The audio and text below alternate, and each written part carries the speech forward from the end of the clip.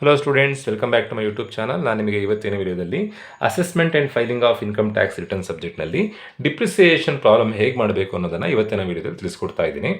ನೋಡಿ, ITRS subject specialisation subject ಆಗಿರೋದ್ರಿಂದ ಎಲ್ಲ ಕಾಲೇಜ್ನಲ್ಲಿ ಈ ಸಬ್ಜೆಕ್ಟ್ ಇಲ್ಲ.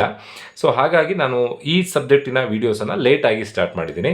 ಈ ಸಬ್ಜೆಕ್ಟ್ ಒಂದನ್ನು ಬಿಟ್ಟು Indian accounting standard, income tax, advanced financial management, then management accounting ಎಲ್ಲ ಸಬ್ಜೆಕ್ಟಿನ ವೀಡಿಯೋಸ್ ನಮ್ಮ ಯೂಟ್ಯೂಬ್ ಚಾನಲ್ನಲ್ಲಿ ಆಲ್ರೆಡಿ ಅವೈಲೇಬಲ್ ಇದೆ. ಸೊ ನಿಮಗೆ ಏನೇ ಡೌಟ್ ಇದ್ದರೂ ವೀಡಿಯೋಸ್ ನೋಡ್ಕೊಳ್ಬೋದು. ITRS ಸಬ್ಜೆಕ್ಟಿನ ವೀಡಿಯೋಸ್ ಇವತ್ತಿಂದ ಸ್ಟಾರ್ಟ್ ಮಾಡ್ತಾ ಇದ್ದೀನಿ. Depreciation very easy concept. Depreciation calculation ಮಾಡೋದಕ್ಕೆ ಒಂದು ಫಾರ್ಮೆಟ್ ಇದೆ, ಆ ಫಾರ್ಮೆಟ್ ನೆನ್ಪಿಟ್ಕೊಂಡ್ರೆ ಆಯಿತು. ಫಸ್ಟು ರಿಟರ್ನ್ ಡೌನ್ ವ್ಯಾಲ್ಯೂ ಅಂದರೆ ನಮ್ಮ ಹತ್ರ ಯಾವ ಅಸೆಟ್ ಇದೆಯೋ ಆ ಅಸೆಟನ್ನು ಫಸ್ಟ್ ಬರ್ಕೊಳ್ಬೇಕು. ದೆನ್ ಬೇರೆ ಏನಾದರೂ ಅಸೆಟ್ ಪರ್ಚೇಸ್ ಮಾಡಿದ್ರೆ ಆ್ಯಡ್ ಮಾಡಬೇಕು, ಸೇಲ್ ಆದರೆ ಲೆಸ್ ಮಾಡಬೇಕು. ಏನಾದರೂ ಡ್ಯಾಮೇಜ್ ಆಗ್ತಾ ಇದ್ದರೆ, ಡ್ಯಾಮೇಜ್ ಆದಾಗ ನಿಮಗೆ ಇನ್ಶೂರೆನ್ಸ್ ಕ್ಲೈಮ್ ಸಿಗುತ್ತೆ, ಅದನ್ನು ಲೆಸ್ ಮಾಡಬೇಕು. ಎಲ್ಲದೂ ಲೆಸ್, ಒಂದು ಮಾತ್ರ ಆ್ಯಡ್ ಯಾವುದು ಅಂತಂದರೆ ಪರ್ಚೇಸ್ ಒಂದನ್ನು ಆ್ಯಡ್ ಮಾಡಿದ್ರೆ ಆಯಿತು. ದೆನ್ ಡಿಪ್ರಿಸಿಯೇಷನ್ನ ಲಾಸ್ಟ್ಗೆ ಫೈಂಡ್ ಔಟ್ ಮಾಡಲಿಕ್ಕಿರುತ್ತೆ. ಡಿಪ್ರಿಸಿಯೇಷನಲ್ಲಿ ನಾರ್ಮಲ್ ಡಿಪ್ರಿಸಿಯೇಷನ್, ಅಡಿಷನಲ್ ಡಿಪ್ರಿಸಿಯೇಷನ್ ಬರುತ್ತೆ. ನಾರ್ಮಲ್ ಡಿಪ್ರಿಸಿಯೇಷನ್ ಅಂತಂದರೆ ನಮ್ಮ ಹತ್ರ ಇರೋ ಅಸೆಟಿಗೆ ಡಿಪ್ರಿಸಿಯೇಷನ್ ಕ್ಯಾಲ್ಕುಲೇಷನ್ ಮಾಡೋದು. ಬಟ್ ಎರಡು ಥರ ಡಿಪ್ರಿಸಿಯೇಷನ್, ಒಂದು ಫುಲ್ ಡಿಪ್ರಿಸಿಯೇಷನ್, ಇನ್ನೊಂದು ಹಾಫ್ ಡಿಪ್ರಿಸಿಯೇಷನ್. ಯಾವಾಗ ಫುಲ್ ಡಿಪ್ರಿಸಿಯೇಷನ್ ಅಂತಂದರೆ ನಮ್ಮ ಹತ್ರ ಇರುವಂಥ ಅಸೆಟ್ 180 ಡೇಸ್ಗಿಂತ ಜಾಸ್ತಿ ಟೈಮ್ ನಮ್ಮ ಹತ್ರ ಇದ್ದರೆ ಫುಲ್ ಡಿಪ್ರಿಸಿಯೇಷನ್ ಕ್ಯಾಲ್ಕುಲೇಷನ್ ಮಾಡಬೇಕು. 180 ಡೇಸ್ಗಿಂತ ಕಮ್ಮಿ ಇದ್ದರೆ ಹಾಫ್ ಡಿಪ್ರಿಸಿಯೇಷನ್ ಕ್ಯಾಲ್ಕುಲೇಷನ್ ಮಾಡಬೇಕು. ಅದು ನಾರ್ಮಲ್ ಡಿಪ್ರಿಸಿಯೇಷನ್. ಅಡಿಷನಲ್ ಡಿಪ್ರಿಸಿಯೇಷನ್ ಯಾವಾಗ ಕ್ಯಾಲ್ಕುಲೇಷನ್ ಮಾಡಬೇಕು ಅಂದರೆ ಪರ್ಚೇಸ್ ಆಫ್ ಅಸೆಟ್, ನಾವು ಅಸೆಟನ್ನು ಪರ್ಚೇಸ್ ಮಾಡಿರ್ತೀವಲ್ವ, ಆ ಅಸೆಟ್ ಪ್ಲಾಂಟ್ ಆ್ಯಂಡ್ ಮಿಷನರಿ ಆಗಿದ್ದರೆ ಮಾತ್ರ ಅಡಿಷನಲ್ ಡಿಪ್ರಿಸಿಯೇಷನ್ ಬರುತ್ತೆ. ಅದು ಅದೇ ಥರನೇ ಅಡಿಷನಲ್ ಡಿಪ್ರಿಸಿಯೇಷನ್ ಹೇಗೆ ಅಂತಂದರೆ 180 ಡೇಸ್ಗಿಂತ ಕಮ್ಮಿ ಇದ್ದರೆ 10% ಡಿಪ್ರಿಸಿಯೇಷನ್ ಮಾಡಬೇಕು. 180 ಡೇಸ್ಗಿಂತ ಜಾಸ್ತಿ ಟೈಮ್ ನಮ್ಮ ಹತ್ರ ಅಸೆಟ್ ಇದ್ದರೆ 20% ಡಿಪ್ರಿಸಿಯೇಷನ್ ಮಾಡಬೇಕು. ಲಾಸ್ಟಿಗೆ ಡಿಪ್ರಿಸಿಯೇಷನ್ ಕಳೆದಾಗ ಬರುವಂಥದ್ದು return down value at the end of the year. So format ನೋಡಿದ್ರೆ ನಿಮಗೆ ಕಷ್ಟ ಅಂತ ಅನಿಸ್ಬೋದು, ಬಟ್ ಪ್ರಾಬ್ಲಮ್ ತುಂಬಾ ಈಸಿ ಇರುತ್ತೆ. ಪ್ರಾಬ್ಲಮ್ ಹೇಗೆ ಮಾಡಬೇಕು ಅನ್ನೋದು ನಾನು ಇನ್ನೊಂದು ಎಕ್ಸಾಂಪಲ್ ಪ್ರಾಬ್ಲಮ್ ಹೇಳ್ಕೊಡೋದ್ರ ಮುಖಾಂತರ ನಿಮಗೆ ತಿಳಿಸ್ಕೊಡ್ತೀನಿ. The following are the assets of Sri Ashok as on 1/4/2023. Ashok ಅವರ ಕಂಪ್ನಿಯಲ್ಲಿ ಈ ಕೆಳಗಿನ ಅಸೆಟ್ ಇದೆ, ಅದಕ್ಕೆ ಡಿಪ್ರಿಸಿಯೇಷನ್ 15% ಮಾಡಿ ಅಂತ ಕೊಟ್ಟಿದ್ದಾರೆ. ಏನು ಡಿಪ್ರಿಸಿಯೇಷನ್ ಅಂತಂದರೆ ಪ್ರತಿ ವರ್ಷ ಅದ್ರ ವ್ಯಾಲ್ಯೂ 15% ಕಮ್ಮಿ ಆಗ್ತಾ ಹೋಗುತ್ತೆ. ಡಿಪ್ರಿಸಿಯೇಷನ್ ಅಂತಂದರೆ decrease in the value of N asset. ನಮ್ಮ ಹತ್ರ ಇರೋ ಅಸೆಟ್ ವ್ಯಾಲ್ಯೂ ವರ್ಷದಿಂದ ವರ್ಷಕ್ಕೆ ನಾವು ಅದನ್ನು ಯೂಸ್ ಮಾಡಿದಾಗ ಅದ್ರ ವ್ಯಾಲ್ಯೂ ಕಮ್ಮಿ ಆಗುತ್ತೆ, ಅದಕ್ಕೆ ಡಿಪ್ರಿಸಿಯೇಷನ್ ಅಂತ ಅನ್ನೋದು. ಸೊ ಅವ್ರ ಹತ್ರ ಇರುವಂಥ ಅಸೆಟ್ ಯಾವುದು ಅಂತಂದರೆ machinery. So first return down value ಅಂತ ಬರ್ಕೊಂಡು ಮೆಷಿನರಿಯ ವ್ಯಾಲ್ಯೂ ಬರ್ಕೊಳ್ಳೋದು. ಮೆಷಿನರಿಯ ವ್ಯಾಲ್ಯೂ ಎಷ್ಟಿದೆ? 3 lakh ಇದೆ. ದೆನ್ ಆ್ಯಡ್ ಪರ್ಚೇಸ್, ಬೇರೆ ಏನಾದರೂ ಅಸೆಟನ್ನು ನೋಡಿ ಫಾರ್ಮೇಟ್ ವೈಸೇ ಕ್ಯಾಲ್ಕುಲೇಷನ್ ಮಾಡ್ತಾ ಹೋಗಬೇಕು. Add purchase of the asset. Purchase of the asset, ಯಾವ ಅಸೆಟನ್ನು ಪರ್ಚೇಸ್ ಮಾಡ್ತಾ ಇದ್ದಾರೆ? ಕಾರನ್ನು ಪರ್ಚೇಸ್ ಮಾಡ್ತಾ ಇದ್ದಾರೆ.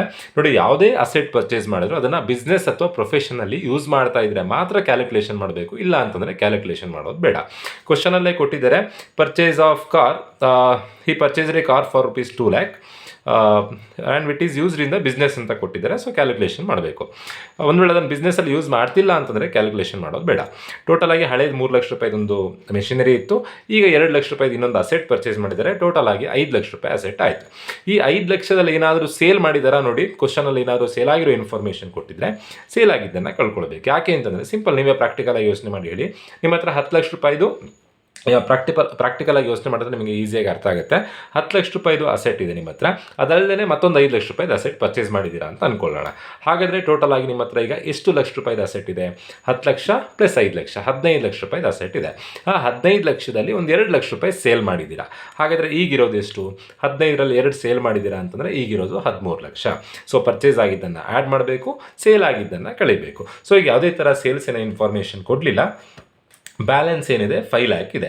ಸೊ ಈಗ ಇದಕ್ಕೆ ಡಿಪ್ರಿಸಿಯೇಷನ್ ಕ್ಯಾಲ್ಕುಲೇಷನ್ ಮಾಡಬೇಕು. ಡಿಪ್ರಿಸಿಯೇಷನ್ ಕ್ಯಾಲ್ಕುಲೇಷನ್ ಮಾಡೋದಕ್ಕಿಂತ ಮುಂಚೆ ಇವೆರಡು ಅಸೆಟ್ಗಳು, ಈಗ ಯಾವ್ಯಾವ ಅಸೆಟ್ ಇದೆ? ಮೆಷಿನರಿ ಇದೆ, ಕಾರ್ ಇದೆ. ಇವೆರಡು ಅಸೆಟ್ಗಳು ನಮ್ಮ ಹತ್ರ ಎಷ್ಟು ದಿನ ಇತ್ತು ಅನ್ನೋದನ್ನು ನಾವು ಐಡೆಂಟಿಫೈ ಮಾಡಬೇಕು. ಇವೆರಡು ಅಸೆಟ್ ನಮ್ಮ ಹತ್ರ ಮೋರ್ ದ್ಯಾನ್ 180 ಡೇಸ್ ಇದ್ದರೆ ಫುಲ್ ಡಿಪ್ರಿಸಿಯೇಷನ್ ರೇಟ್ ಎಷ್ಟು ಕೊಟ್ಟಿದ್ದಾರೆ? ಎರಡಕ್ಕೂ 15% ಕೊಟ್ಟಿದ್ದಾರೆ. ಸೊ ಡೈರೆಕ್ಟಾಗಿ 5 lakh ಮೇಲೆ ಕ್ಯಾಲ್ಕುಲೇಷನ್ ಮಾಡ್ಬೋದು. 5 lakh ಇಂಟು 15%, ಇದು ಫುಲ್ ಡಿಪ್ರಿಸಿಯೇಷನ್. ಕೆಲವೊಂದು ಪ್ರಾಬ್ಲಮ್ನಲ್ಲಿ ಫುಲ್ ಡಿಪ್ರಿಸಿಯೇಷನ್ ಮಾಡಲಿಕ್ಕಿರುತ್ತೆ, ಕೆಲವೊಂದು ಪ್ರಾಬ್ಲಮ್ನಲ್ಲಿ ಹಾಫ್ ಡಿಪ್ರಿಸಿಯೇಷನ್ ಮಾಡಲಿಕ್ಕಿರುತ್ತೆ. ಹಾಫ್ ಅಂದರೆ 15/7 ಬರ್ಕೊಳ್ಳೋದು, ಅಥವಾ ಇಲ್ಲೇ ಇಂಟು ಹಾಫ್ ಅಂತ ಬರ್ಕೊಂಡ್ರೂ ಆಗುತ್ತೆ. ಯಾವಾಗ ಫುಲ್ ಡಿಪ್ರಿಸಿಯೇಷನ್ ಮಾಡಬೇಕು, ಯಾವಾಗ ಹಾಫ್ ಡಿಪ್ರಿಸಿಯೇಷನ್ ಮಾಡಬೇಕು? ಕ್ವಶನಲ್ಲಿ ಕೊಟ್ಟಿರುವಂಥ ಡೇಟನ್ನು ನೀವು ಗಮನಿಸಬೇಕು.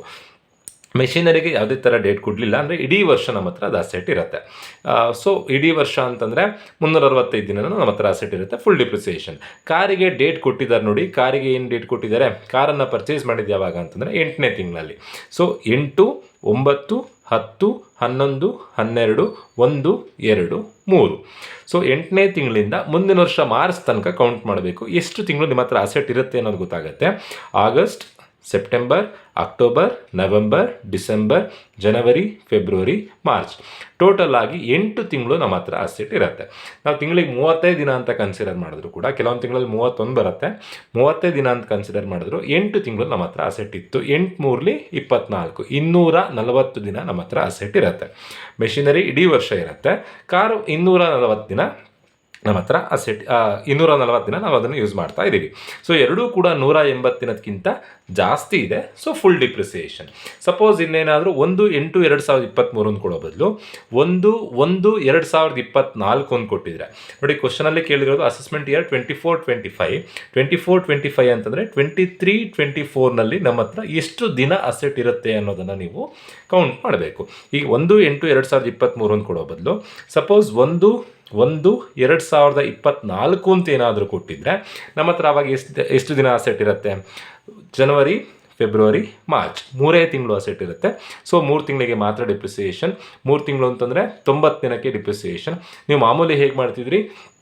Given amount into 2 lakh into 15% into 3/12 ಅಂತ ಮಾಡ್ತಿದ್ರಿ. ಬಟ್ ಈಗ ಹಾಗಲ್ಲ. ಈಗ ಹೇಗೆ ಅಂತಂದರೆ 180 ದಿನಕ್ಕಿಂತ ಕಮ್ಮಿ ಇದ್ದರೆ ಹಾಫ್ ಡಿಪ್ರಿಸಿಯೇಷನ್. ಇಲ್ಲೇ 15% ಇಂಟು ಹಾಫ್ ಮಾಡಿದ್ರೆ ಆಯಿತು. ಈಗ ಎರಡೂ ಅಸೆಟ್ ನಮ್ಮ ಹತ್ರ ಮೋರ್ ದ್ಯಾನ್ 180 ಡೇಸ್ ಇರೋದ್ರಿಂದ 5 lakh ಇಂಟು 15% ಜಸ್ಟ್ 15% ಇಷ್ಟೇ ಮಾಡೋದಾಯಿತು. ಹಾಫ್ ಏನು ಮಾಡೋದು ಬೇಡ. ಯಾಕೆ ಅಂತಂದರೆ ಫುಲ್ ಡಿಪ್ರಿಸಿಯೇಷನ್ ಕ್ಯಾಲ್ಕುಲೇಷನ್ ಮಾಡೋದು 15 75,000 ರೂಪಾಯಿ ಡಿಪ್ರಿಸಿಯೇಷನ್ ಅಮೌಂಟ್ ಆಗುತ್ತೆ.